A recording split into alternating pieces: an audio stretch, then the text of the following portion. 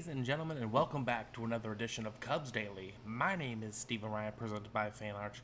The Cubs fall to a sweep of the Cincinnati Reds, who officially now have control of that last wild card spot, creating their own destiny potentially. And you know how it can be in the postseason, ladies and gentlemen. You get hot at the right time and you can make some noise.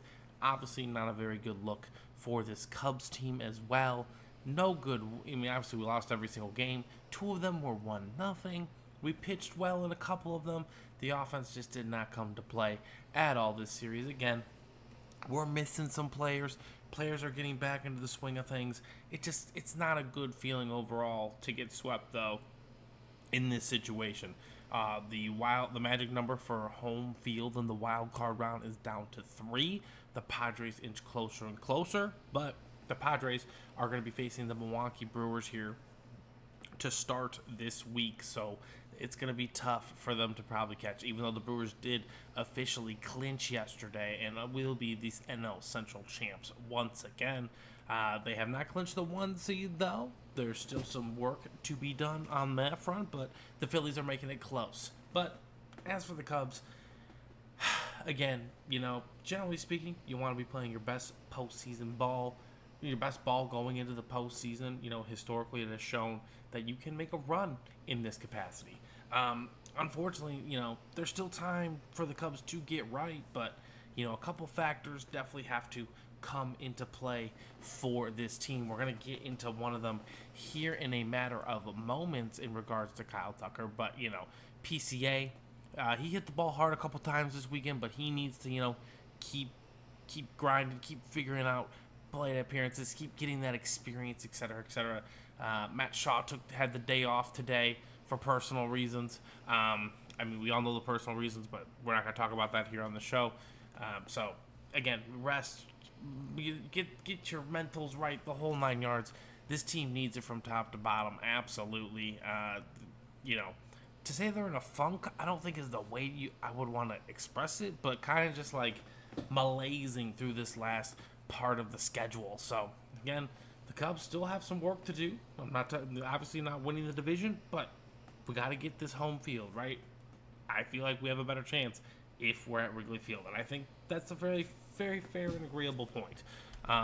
Another key part of this team that really, really, we need some good news on Tuesday in regards to Kyle Tucker. I haven't heard anything yet today.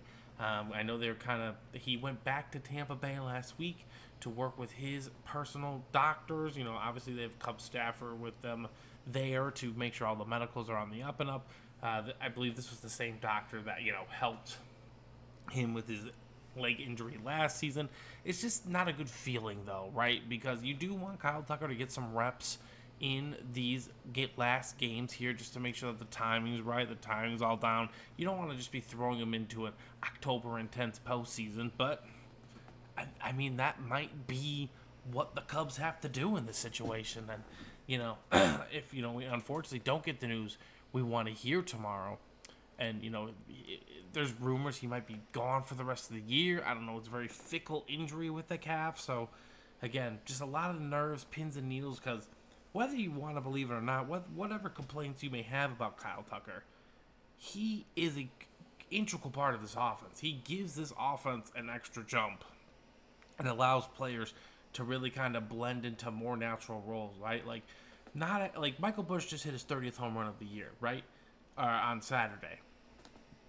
Asking him to be your top hitter in the face of your lineup is a big ask for a second-year starter in the league. Kyle Tucker can be the focal point, and then everyone else can kind of follow suit to him and really, really take advantage of the pitches they'll see, because no one is going to want to pitch to Kyle Tucker because he's the best bat in the lineup, right? PCA is young. He's being figured out on a day-to-day basis. We still need to wait for him to come back and adjust to that. So a lot of things are hinging on this Kyle Tucker injury, ladies and gentlemen. It's unfortunate, and especially given, he's a free agent at the end of the year.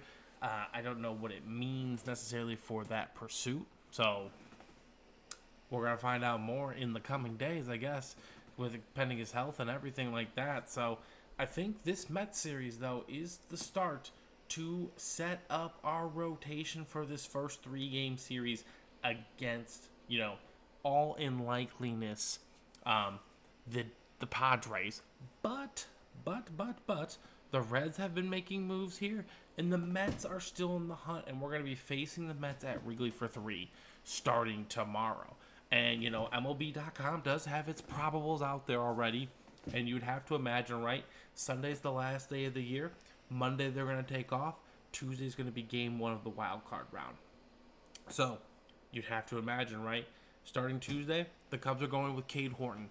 So in my head, I am thinking Cade Horton is going to be the game 1 starter of the wild card. He's been pitching the best.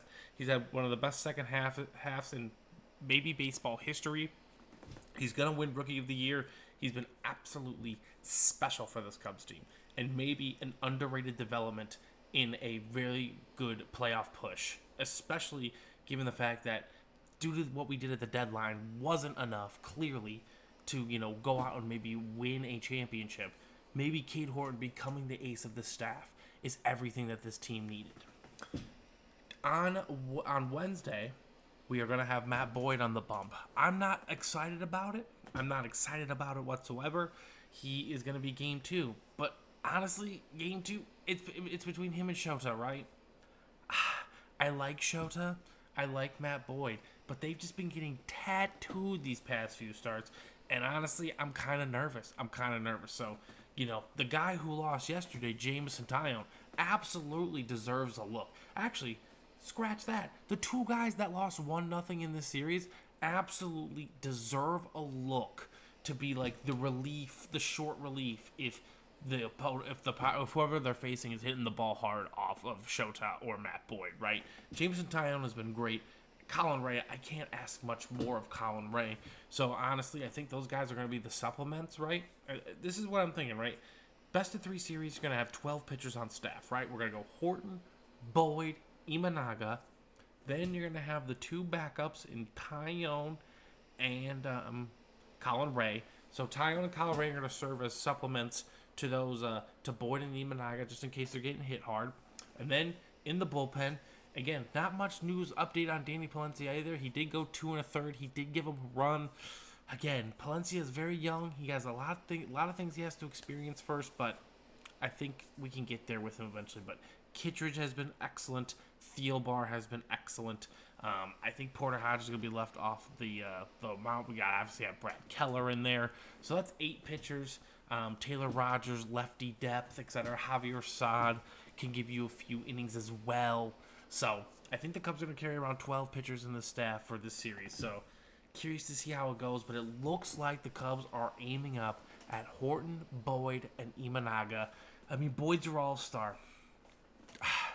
It hasn't looked good recently, but he's been one of your best pitchers all year, so you got to give the guy a look. And yeah, this is the last 6 games of the regular season, ladies and gentlemen. We're going to be getting set for 3 with the Mets at Wrigley and 3 for the Cardinals to round out the year. And, if we can take care of the Mets and get ourselves that home field advantage, we might be helping that central opponent into the playoffs in the Reds, who do control their own destiny. If they win out, they will be in the postseason. And what a run by this Reds offense to get to this point, man. They've you got to just win. It's winning time last week of September, and I just didn't like how the Cubs got swept in that, and that might have just, kind of incentivized the Reds to, not incentivized, but just propelled the Reds to the playoff berth. And I think we've all seen it before. A 6 seed can go to the World Series, okay? A 6 seed going to the World Series is not out of the question. The Reds can go to LA and absolutely mash with the Dodgers. They have the talent. And baseball is so razor thin in terms of margin between these teams, right? Like, the Phillies have 91 wins, the Cubs have 88 wins, the Dodgers have 87 wins, the Brewers have 95 wins. So again, it's really tight, it's really close. Only a few mistakes here and there could dictate a whole entire playoff run. I think they mentioned it earlier in the day, right? Like the Rangers, when they won the World Series in 2023, They limped into the playoffs. They had to win on the last day to get in the playoffs. They did. Look what happened. They caught absolute fire. You never know when you're going to catch fire in this league, and you just got to keep grinding at bats, taking high quality at bats, and, just let the chips fall where they may. So that's going to do it for today's edition of Cubs Daily. I hope you all have a fantastic Monday, and I'll see you guys in the next one. I'll give you a more in-depth preview of the Mets series, and we'll talk more then. So yeah,